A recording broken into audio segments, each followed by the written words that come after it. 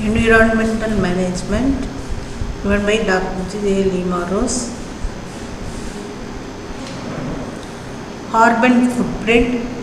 Fossil fuel are the key component of powering our industrial society. Burning fossil fuel for energy, however, produces a number of pollutants, including carbon dioxide. This means that everyone has a carbon dioxide or carbon footprint. A carbon footprint is the amount of CO2 each person is directly or indirectly responsible for producing. The size of your footprint depends on lifestyle choices such as transportation, diet, and purchases. The increasing level of carbon dioxide in the atmosphere are a result of human activities and are intensifying climate change. Understanding the consequence of everyday consumption and learning how to reduce the size of our collective carbon footprint are vital to reduce carbon dioxide emission and slowing down human caused climate change. Carbon footprint. Climate change is increasingly recognized as a major challenge. It is widely accepted that the greenhouse gas emission caused by human are having a negative impact on the environment. The most important greenhouse gas arising from human activity is carbon dioxide. Virtually all human activities cause the carbon dioxide emission that lead to climate change. By using electricity generated from the fossil fuel power station, burning gas, or heating or driving a petrol or diesel car, every person is responsible for CO2 emission. Furthermore, every product or service that human consume indirectly creates CO2 emissions. Energy is required for their production, transport, and disposal. The product and service may also cause emission of other greenhouse gases. Understanding and addressing the full range of our impact is crucial for the effects of climate change to be minimized. The total set of greenhouse gas emission caused directly and indirectly by an individual, organization, event, or product is commonly called their carbon footprint. Establishing the carbon footprint of an organization can be the first step in the program to reduce the emission in causes. This publication is aimed at helping businesses and organizations establish their carbon impact and introduce some of the key issues faced in the calculation of a carbon footprint. What is carbon footprint? The term carbon footprint is commonly used to describe the total amount of CO2 and other greenhouse gases emission for which an individual or organization is responsible. Footprint can also calculated for the event or product. On this basis, greenhouse gas emission can be classified into three main types, that is direct emission that result from activities of organization control, that is the most common direct emission will result from combustion of fuel which produce CO2 emission. For example, the gas used to provide hot water for the workspace.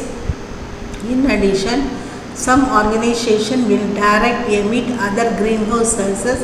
For example, the manufacture of some chemical produces methane, and use of fertilizer lead to nitrous oxide emission. Emission from the use of electricity, Workplace generally use electricity for lighting and equipment. Electricity generation comes from a range of sources including nuclear and renewable.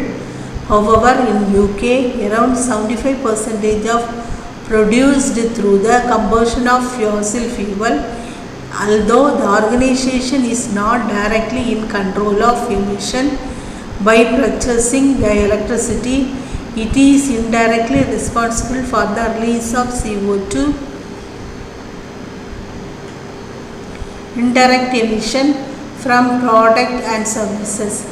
Each product or services that is purchased by an organization is responsible for emission. So the way the organization uses products and services affect their carbon footprints. For example, a company that manufactures a product is indirectly responsible for the carbon that is emitted in preparation and importation of a few raw materials. Downstream emission from the use and disposal of product can also be indirectly attributed to the organization. The further complexity in understanding published footprint is that they are rarely compatible for the following reason.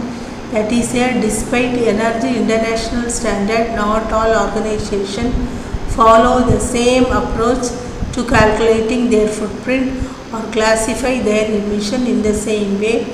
Some footprints are expressed on the time period basis, such as footprints of an individual or company, which are typically measured annually. Others are expressed on the unit basis, such as per event or a product purchased. The carbon footprints are typically calculated to include all greenhouse gases and are expressed in tons of CO2 equivalent. However, others calculate the footprint to include CO2 only and express the footprint in TCO2, that is tons of CO2. Why calculating carbon footprint? There are typically two main reasons for wanting to calculate the carbon footprint: to manage the footprint and reduce emission over time, then to report the footprint accurately to the third party. Next is footprint for management of emission. Calculating an organization carbon footprint can be an effective tool for ongoing energy and environmental management. If this is the main reason that organization record a carbon footprint, it is generally enough to understand and quantify the key emission source through a basic process, typically including gas, electricity and transport. This approach is relatively quick and straightforward. Having quantified an emission, opportunities for reduction can be identified and prioritized, focusing on the area of greatest saving potential. Producing a full carbon footprint. Accurate calculation of your carbon footprint requires a more detailed approach and may require specialized advice. The 5 steps below show the statement. Systematic approach suitable for producing an accurate carbon footprint. First is define the methodology, specify the boundary and scope of coverage, collect emission data and calculate footprint, verify the result, disclose the footprint. Defining the methodology for the footprint to be accurate, there must be consistent approach, which is why it is important to define the organization methodology from the outset. This also ensures that when issue arises, They can be dealt with systematically.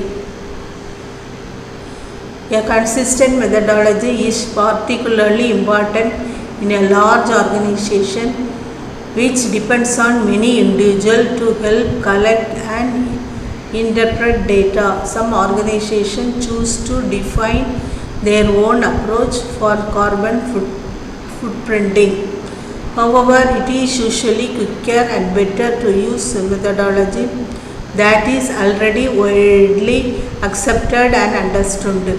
The result may be seen to be more creditable and can be compared with the other organization using the same methodology. One common used methodology is GHG protocol produced by the World Resource Institute and the World Business Council for Sustainable Development. This methodology provides detailed guidance on corporate emission reporting and is available free for charge online. Though more recent standard from the International Organization for Standardization ISO 14064 also provide guidance on corporate footprint calculation and emissions reporting. It builds on mainly of the concept introduced by the GHG protocol. Both provide explanations of the step covered there. Specify the boundary, the scope of coverage, be clear about which set of emission will be qualified.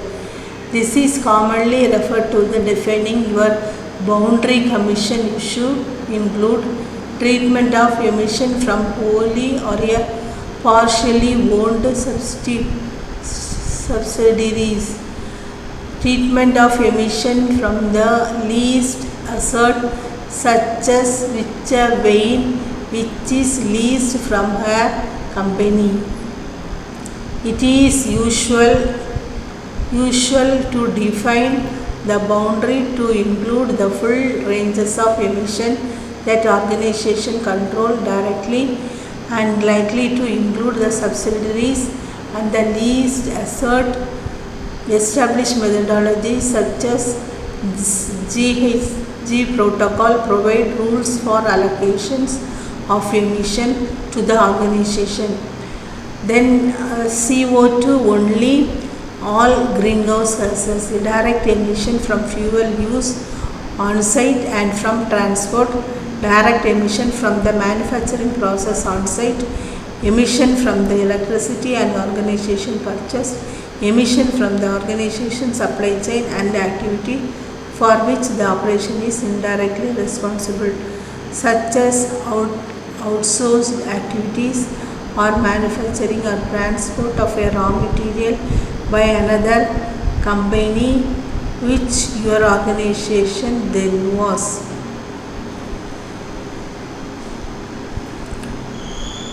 The GHG protocol and ISO 14064 discuss above provide helpful guidance and accepted standards on these questions. It is common to report all directly controlled emission and emission from electricity is in full. Emission from indirect sources such as supply chain are more complex to define and usually treated as operational reporting time. However, where the indirect sources contribute very large amounts of emission, it may be important to include them. A lot will depend on the purchase of reporting the carbon footprint. Collect emission data and calculate the footprint. The accuracy of the footprint relies the collect data and may include collecting information on, that is, on-site fuel consumption, owned transportation utilization, emission from chemical reactions in manufacturing process or from land use or agriculture activity, electricity consumption, employee travel by air, rail or in vehicle not owned by the organization. Then superior emission. For gas, electricity, collect consumption data in megawatt hour or kilowatt hour. Data for other fuels can be collected in variety of units. For example, kWh, mj, liters, hour and so on. The transport emission, it may be necessary to estimate the total fuel consumption based on the mileage of the vehicle and fuel economy consumption.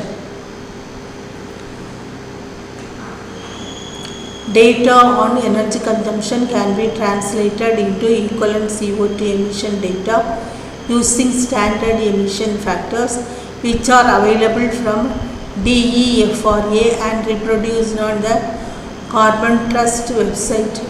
The other emission sources, more complex calculations may be recorded. Emission of other greenhouse gases must be translated into equivalent emission data in CO2s using global warming potential factors purchased by DEFRA and available from the Carbon Trust.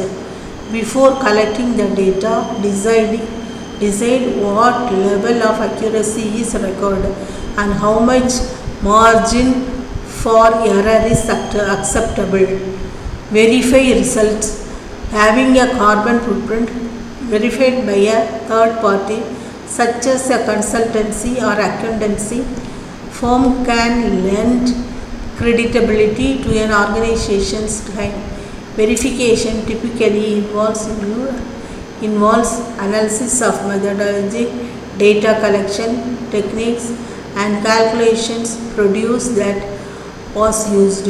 Different level of assurance of verifications of your result are available.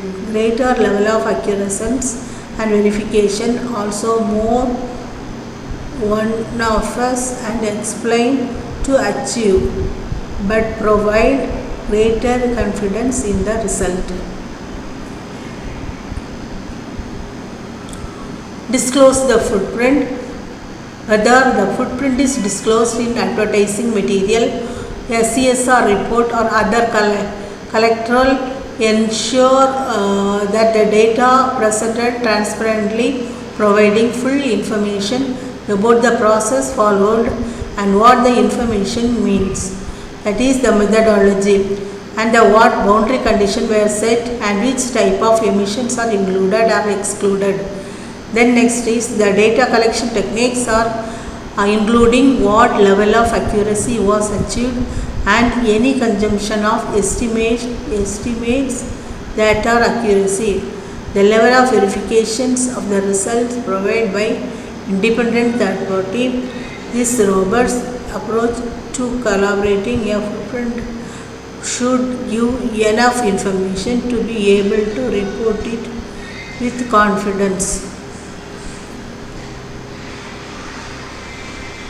Using a footprint for carbon management. Calculating a carbon footprint is only the beginning of the carbon management. There is little point in establishing a carbon footprint unless the organization then acts to reduce emission and improve efficiency. Carbon footprinting can be a useful exercise as a part of complete environmental management system. Help from the Carbon Trust. Your organization may be eligible for help from the Carbon Trust to enable you to take these steps. Our Shine survey, carbon management services can quantify energy usage likely to be the main component of your basic carbon footprint.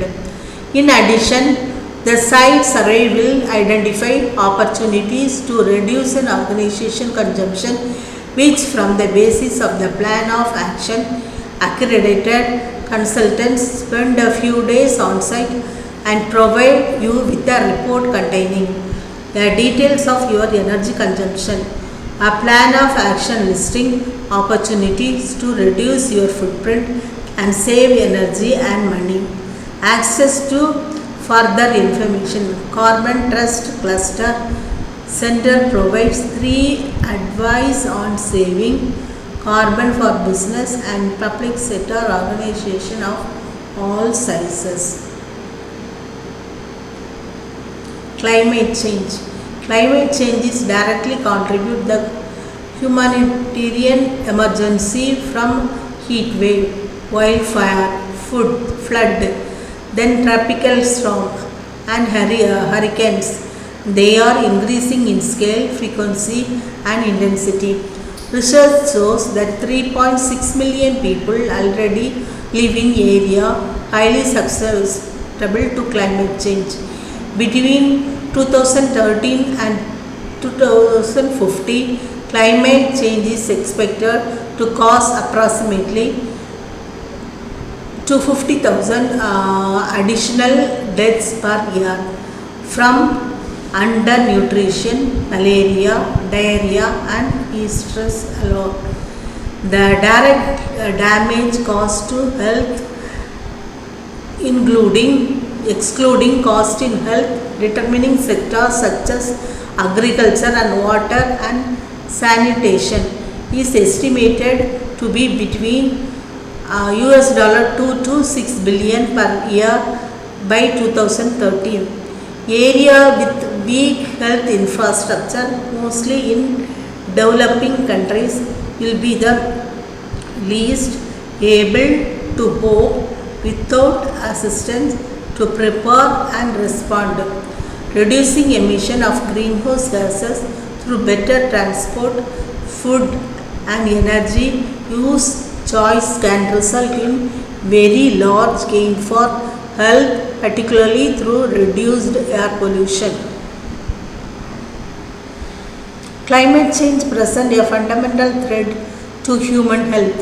It affects the physical environment as well as aspects of both natural and human systems, including social and economical conditions and functioning of the health system. It is therefore threat multiplier, undermine and potentially reverse decade of health progress. As climate conditions change, more frequent and intensifying weather and climate events are observed, including storm, extreme heat, flood, drought and wildfire. These weather and climate hazards affect health both directly and indirectly, increasing the risk of death, non-communicable diseases, emergency and spread of infected diseases and health organization.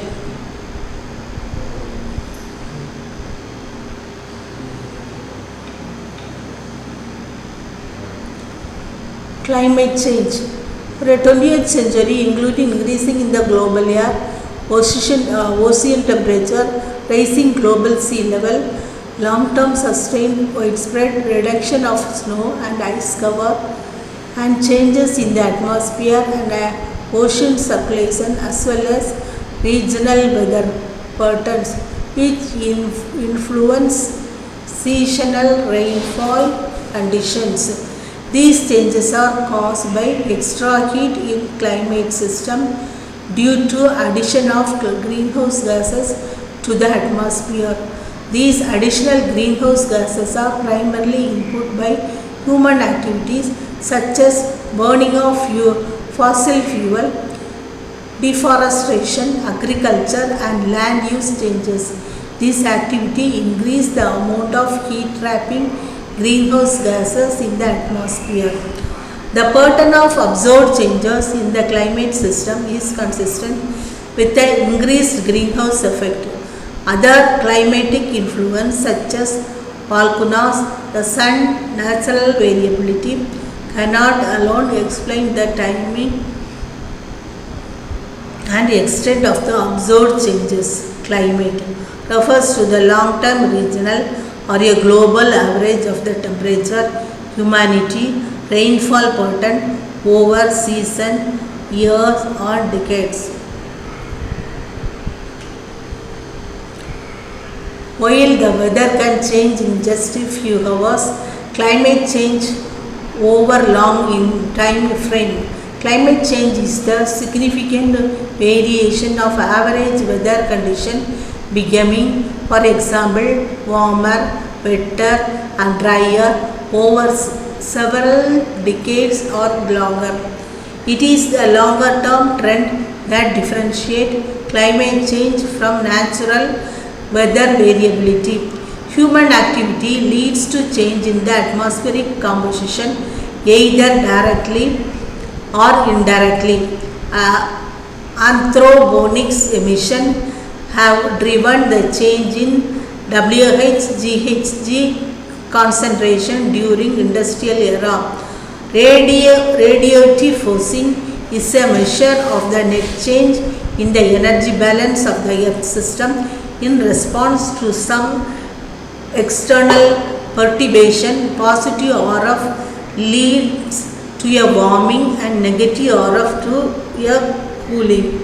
The RF concept is valuable for comparing the influence on the global mean surface temperature of more individual agents affecting the earth radiation balance. Future effects of global climate change. Sea level likely to rise 1 to 6.6 feet by 2100. Global sea level has risen about 8 inches since reliable record keeping began in 1880. By 2100, scientists project that it will be raised at least another foot, but possible as high as 6.6 feet in a high emission scenario. Sea level is rising because of added water from melting land ice and expansion of seawater as it warms. Climate change will continue through this century or beyond. Global climate is projected to continue warming over this century and beyond. Hurricanes will become stronger and more intense. Scientists project that hurricane associate strong intensity and rainfall rate will increase as the climate continue to warm. More drought and heat waves. Drought in the southwest and the heat waves are projected to become more intense and cold wave less intense and less frequent. Longer wildfire season. Warming temperature have extended and intensifying wildfire season in the west. Whether long-term drought in the region has heightened the risk of fires. Scientists estimate that the human-caused climate change has already doubled the area of forest bounded in recent decades. By around 2050, the amount of land consumed by the wildfire in western states is projected to further increase by 2 or 6 times. Even in traditional rainy regions like the southwest wildfire are projected to increase by 30%. Change in precipitation patterns. Climate change is having an uneven effect of precipitation in the United States, with some locations experiencing increasing precipitations and flooding, while others suffer from drought. An average more winter and spring precipitation is projected for the northern United States and less for southwest over this century. Frost-free season will lengthen. The length of the frost-free season and the corresponding growing season has been increasing since the 1980s, with the largest increases occurring in the western United States. Across the United States, the growing season is projected to continue to lengthen, which will affect economic system and agriculture. Global temperature will continue to rise. Summer of 2023 was Earth's hottest summer on the record of 0.41 degree Fahrenheit or 0.23 degrees Celsius warmer than any other summer in the NASA record, and 2.1 degree Fahrenheit warmer than average summer between 1951 and 1980. Arctic is very likely to become ice-free. Sea ice cover in the Arctic Ocean is expected to continue decreasing, and the Arctic Ocean will very likely become essential ice-free in late summer if current projections hold. This change is expected to occur before the mid-century.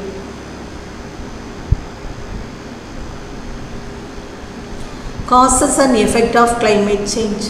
Fossil fuel, coal, oil and gas are by far the largest contributors to global climate change. According for this, over 75% of the greenhouse gas emission and nearly 90% of all carbon dioxide emission. A greenhouse gas emission blanket the earth. They trap the sun's heat.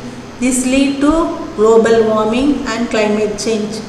The world is now warmer faster than at any point in recorded history. Warmer the temperature over time or changing weather pattern and disturbing the usual balance of nature. This possesses many risks to human being and all other forms of life on earth.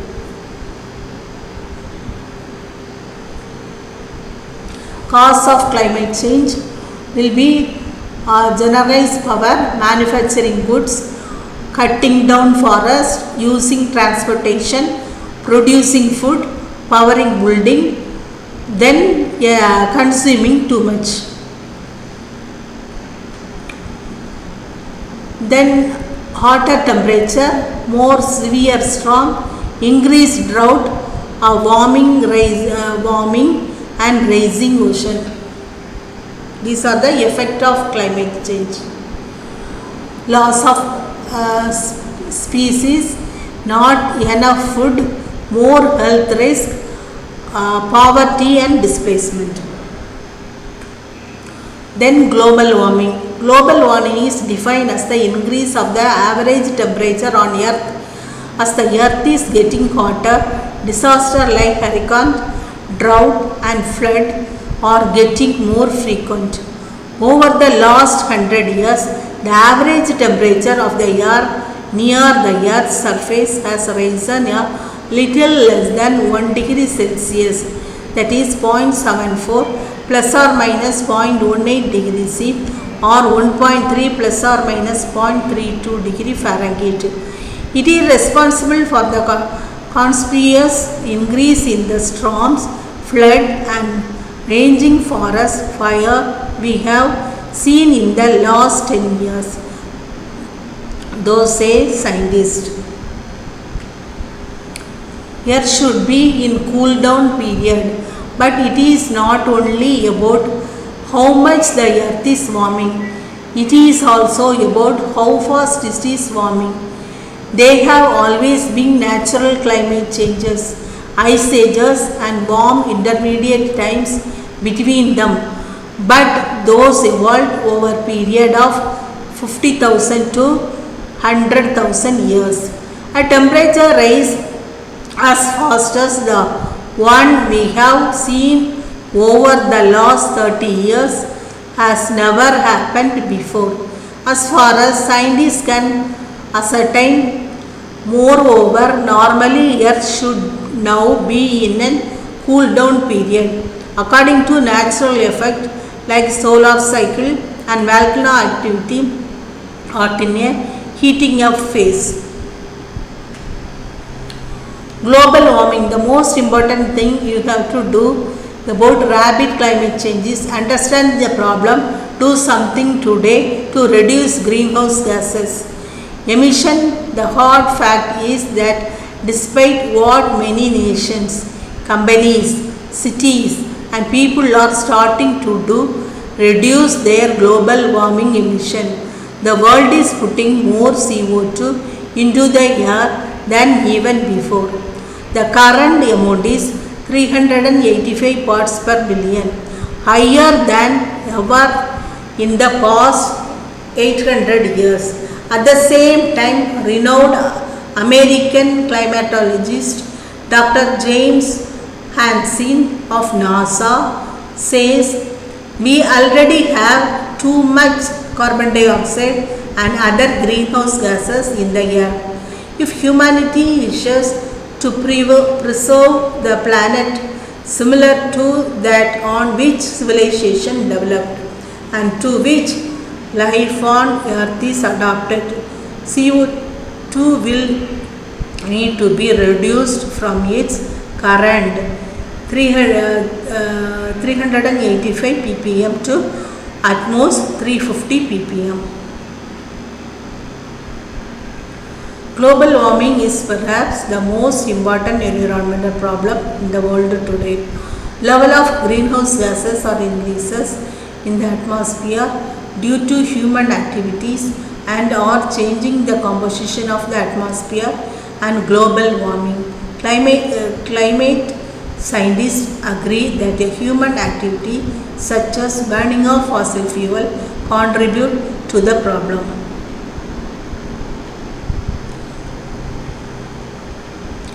These are the global warming causes and effects. Damaging storms, drought and related weather phenomena cause the increase in economic and health problems. Warmer the weather provides breeding grounds for insects such as malaria carrying mosquitoes. Global warming and agriculture. Some of the effect of global warming on the agriculture. Long-term fluctuation in weather pattern could have extreme impact on agriculture production, slashing crop yielding and forcing farmers to adopt a new agriculture practices in response to altered condition. So here the dramatic changes of distributions and quantities of fish and seafood. Then the increase in the incidence of pest and vector-borne disease. Then more unpredictable farming conditions in tropical areas. So loss of fertilizer coastal lands because of rising the sea level. Longer the growing season in a cool area. Increased frequency of weather extreme, that is storm, flood and drought. Loss of biodiversity in the fungal environment, tropical forests. Impact on global warming. Here the increasing sea level. Here in the seashore, normal plants are growing and as in the seashore, but due to the global warming the sea level will be increasing, so sea will be go to the road or in the land area because of the global warming. Melting of glaciers due to global warming. Here in 1985, this is the glacier in the mountain. So 2002, all the snows are melting and only the mountain will be there. So melting of glacier due to the global warming, all the snow are melting. Pest infectable due to the global warming. Infestation. So before infestation, in a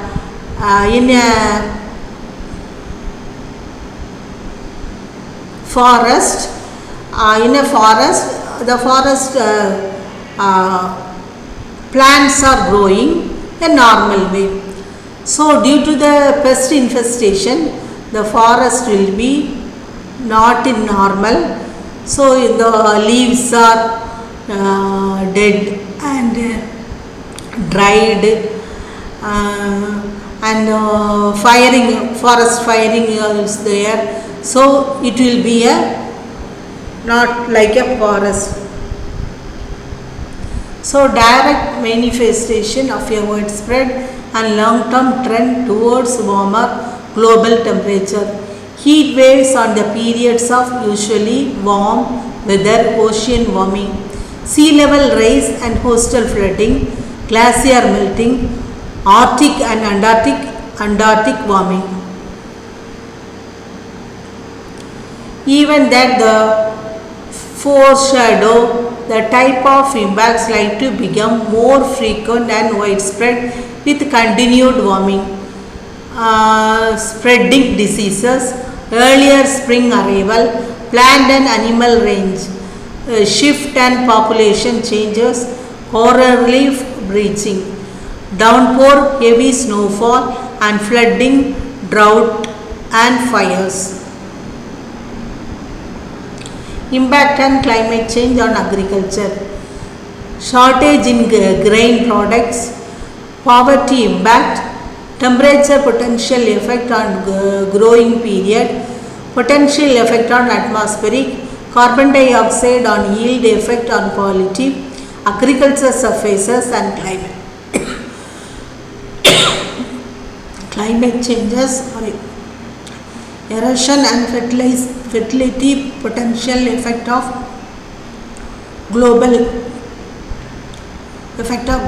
climate change on pest, disease and weeds, glacier retreat and disappearance, ozone and UVB enzo effect on agriculture.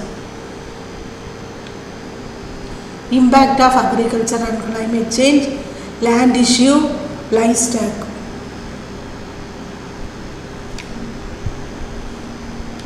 Annual greenhouse gas emission by the sector. Here for a residential, commercial, other source on the 10.3%. Land use and biomass burning on the 10%. Waste disposable and treatment 3.4%.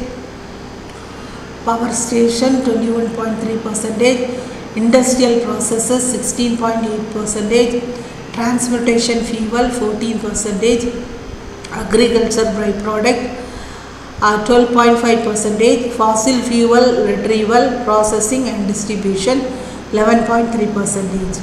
Here the carbon dioxide 72% of the total, methane on the 18% of the total, and then nitrous oxide 9% of the total. Solar energy option for industries. So solar energy, then what is carbon credit? Carbon credit exchange is a concept that aims to encourage country to decrease greenhouse gases emission by rewarding those who reach their commitments and providing financial incentives to develop nation to do so. Excess credit can be traded on the worldwide market. On credit corresponds to 1 ton of carbon dioxide emission avoided. The incentive would increase financing to developing nations where numerous projects are being implemented. Objective of clean development mechanism. A clean development mechanism project must produce measurable improvement related to climate change mitigations. The project should provide real long-term benefits and they should be able to reduce greenhouse emission in the material way. The object of the clean development mechanism are contribute the halting and prevention of climate change, assist developing countries in strategy development that is long lasting, assist industrial countries in the reducing emission and transitioning to greener energy sources, assists countries in implementing creative strategies for reducing emission, devising the relations of fossil fuel, deploying animal excrement to create energy and activity management, decreasing the amount of pollution producing during the manufacturing process.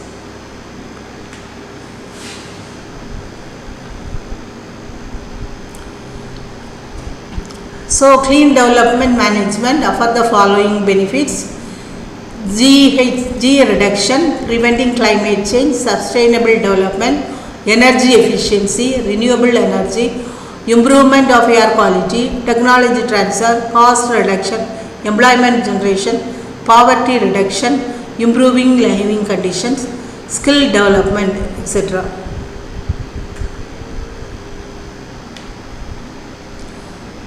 Environmental management. Environmental management consider all the practice, policies and procedure that your facility undertakes in order to comply with local, state and or federal environmental regulation.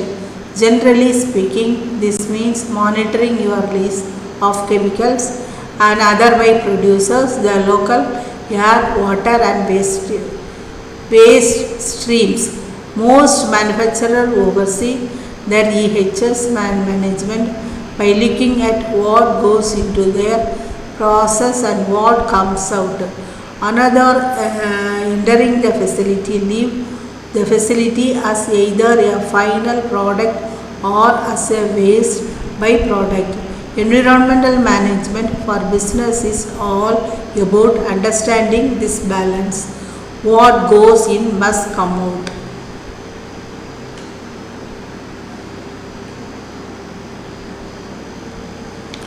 What are the benefits of environment management? So, because EHS management put focus on your material usage, it gives you the concentrate data to measure and improve your material cost. For example, EHS management can tell you how much of your paints is ending up their air or VOCs. Emission, which directly related how much the material cost is literally vanishing into the air. Without taking the time to calculate your VOC emission, you could not qualify the efficiency of your paint application systems or accurately access the true cost of your painting operations. This principle can be broadly applied to any of your process where material come into your facility but getting in past lost as waste during processing. So you can view the benefits of EHS management from the workplace culture perspective, and workforce is increasingly prioritize business environmental footprint as the part how they rate job satisfaction, employee loyalty. A company that does not demonstrate environmental responsibility is putting itself a clerical risk for being competitive in attracting professionals who are looking to add an innovative within the field. Yes, you might have no problem find some workers if you have a SEBI compliance record, but you wouldn't attract or retain the type of employee who want or also brand, advocate and help advantage your organization in the market. On the topic of market, consumers are also swayed when it comes to supporting brands that take environmental compliance seriously. This can mean both larger scale concepts like sustainability and carbon footprint disclosure, but it is also goes down to the simple permit compliance level. The EFA publishes nearly all of its findings to the public, so your local community knows if you were in violence of your R permit For example, in this case, EHS management is also brand management.